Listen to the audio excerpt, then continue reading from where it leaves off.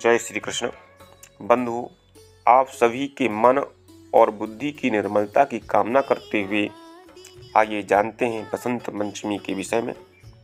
मित्रों, माघ शुक्ल पक्ष की पंचमी को बसंत पंचमी कहा जाता है और इस दिन माँ सरस्वती की पूजा की जाती है।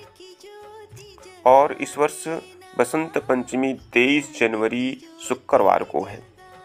लेकिन इस दिन को बसंत पंचमी क्यों कहते हैं, इस विषय में एक पौराणिक कथा है कि सृष्टि के समय ब्रह्मा जी ने महसूस किया कि जीवों के सृजन के बाद भी चारों ओर मौन छाया रहता है।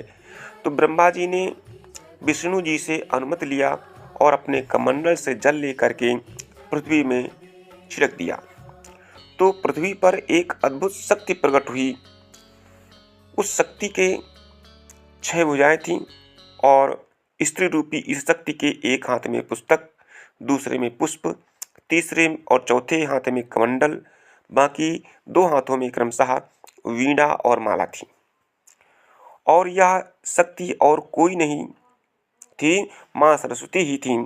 इस प्रकार यह दिन सरस्वती जी के प्रागट्य के रूप में भी माना जाता है। और जो विद्या और ज्ञान के इच्छुक हैं, इस दिन माँ सरस्वती की पूजा आराधना करते हैं। तो देवी सरस्वती जी के प्रागट्य के बाद ब्रह्मा जी ने देवी से वीणा बजाने का अनुरोध किया। तो ब्रह्मा जी के अनुरोध पर जैसे ही देवी ने वीणा का मधुर नाद किया, चारों ओर ज्ञान और उत्सव का वातावरण फैल गया। तब देवताओं ने देवी की स्तुति की। तो देवताओं की स्तुति से वेदों की ऋचाएं बनी और वेद मंत्र गूंज उठे और ऋषियों के कानों तक पहुँचे, जिन्हें सुन करके ऋषियों की जो अंतः चेतना थी वह झूम उठी और ज्ञान की जो लहरियाँ व्याप्त हुईं, उन्हें ऋषि चेतना ने संचित कर लिया। दूसरे प्रकार से यूं कहें कि बसंत राग उत्पन्न हो गया और इसी कारण इस दिन को बसंत पंचमी के नाम से जाना जाने लगा। जय श्री